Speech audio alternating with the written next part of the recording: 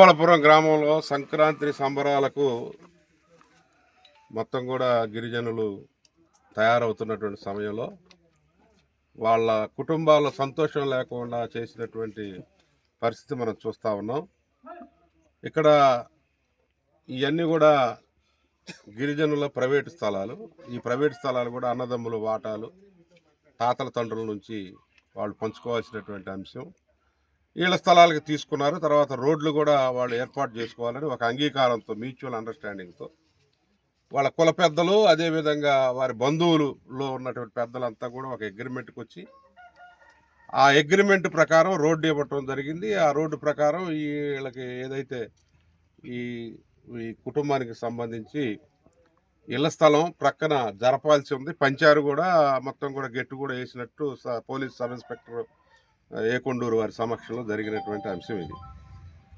ఇదంతా అది ఇంప్లిమెంటేషన్ జరగకపోవటం వల్ల ఈ పెద్దలు వీళ్ళంతా విఫలం అవటం వల్ల ఈ సమస్య వచ్చింది. వాళ్ళు మామూలుగా న్యాయం చేయమని చెప్పి వాళ్ళ పద్ధతిలో వాళ్ళు నిరసన తెలియజేశారు.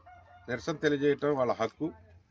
దానికి ఇక్కడ ఉన్నటువంటి శాసనసభ్యుడు ఇంటి మీద దాడి చేసి వారి భార్యాభర్తలని, అదేవిధంగా ఒక ఏజ్డ్ వాళ్ళ తల్లి గారిని కొట్టడం అనేది, ఫిజికల్గా యాక్షన్ తీసుకోవటం అనేది చాలా తప్పుతో అయినటువంటి విషయం. ఇది మొదటిసారి కాదు. పలు దఫాలుగా మేము విజ్ఞప్తి చేస్తూ ఉన్నాం. ప్రభుత్వానికి కూడా విజ్ఞప్తి చేస్తున్నాం, వాళ్ళ పార్టీ అధ్యక్షుడు ముఖ్యమంత్రి గారికి కూడా విజ్ఞప్తి చేస్తూ ఉన్నాం. చట్టాన్ని తన చేతుల్లోకి తీసుకోమని శాసనసభ్యులకి అక్కడ మీరు మరి బోధించిన సూచనలు నాకేం కనపడలేదు. కానీ ఈ చట్టాన్ని చేతిలోకి తీసుకొని ఇష్టం వచ్చిన రీతిలో తన నియంతలాగా, ఒక మోనార్క్ లాగా అప్రజాస్వామికంగా వ్యవహరించేటటువంటి మీ శాసనసభ్యుల్ని మీరు ముందు అదుపులో పెట్టుకోండి. క్రమశిక్షణ చర్యలు అంటున్నారు, ఇంకొకటి అంటున్నారు, ఏదో చూస్తున్నాం మేము పేపర్లో. మీరు ఉట్టి మాటలు ఇప్పటికి దాదాపు 3 సార్లు 4 సార్లు చెప్పారు. ఇవన్నీ కూడా రాష్ట్ర అధ్యక్షుడు పిలిపించి మాట్లాడామన్నారు, లేకుంటే ఇక్కడ మాట్లాడారన్నారు. అధికారులంతా కూడా ఈయన అందరూ కూడా నాకు సహచరులు, నా క్లాస్మేట్స్, నా జూనియర్లు, నా సీనియర్లు, ఈ ఐఏఎస్లు ఐపీఎస్లకు నేను కోచింగ్ ఇస్తున్నా, అది చేశా, ఇది చేశా, నేను ఎంతోమందిని తయారు చేశాననే విద్యాధికుడిని అని చెప్పి ఇంటర్వ్యూస్లో మేమంతా చూస్తూ ఉన్నాం. నీ విద్యా విహీనత నీ యొక్క చేష్టల్లో కనపడతా ఉంది. ఇది కంప్లీట్గా అప్రజాస్వామికం. మనుషుల మీద దాడి చేయటం, ఫిజికల్ భౌతిక దాడులు, ఇది తీవ్రంగా మేము ఖండిస్తూ ఉన్నాం. ఇంకొకసారి ఇలాంటివి జరిగితే మా కార్యకర్తలు, మా నాయకులు ఊరుకోరు, తప్పనిసరిగా తిరగబడతారు. తగిన రీతిలో బుద్ధి చెప్పేటటువంటి టైం ఆసన్నమైంది. ఇప్పటికైనా మీరు చర్యలు తీసుకోండి, లేకుంటే ప్రజలే చర్యలు తీసుకుంటారు. తిరువూరు నియోజకవర్గం గత 30 సంవత్సరాలుగా ఇటువంటి భౌతిక దాడులు జరిగిన సందర్భం లేదు రాజకీయ పార్టీలు. అది కుటుంబ సమస్య. వారి గిరిజన సాంప్రదాయాల ప్రకారం వాళ్ళు పంచుకుంటారు, ఇళ్ల స్థలాలు పంచుకుంటారు అన్నదమ్ముల వాటాల ప్రకారం.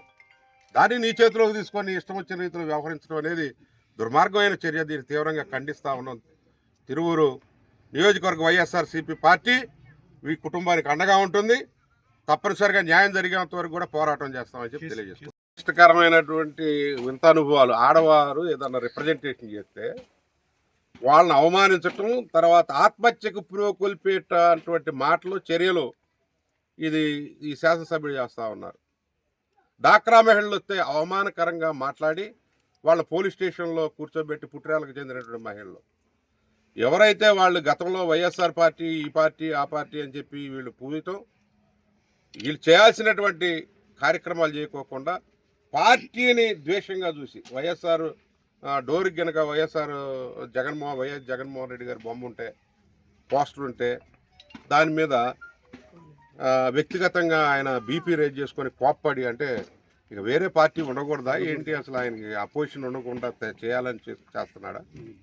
నేను చెప్తా ఉన్నాను ఇక్కడ ఏంటంటే, ఇప్పుడు ఇది 2వ ఆత్మహత్య ప్రయత్నం జరిగింది ఈ నియోజకవర్గంలో. ఆ మహిళలు, ప్రత్యేకించి మహిళల మీద ఇతను చేసేటటువంటి ఈ చర్యలు చాలా తీవ్రమైనటువంటి చర్యలు. ఇప్పటికైనా మీరు చర్యలు తీసుకోమని మేము చెప్తా ఉన్నాం.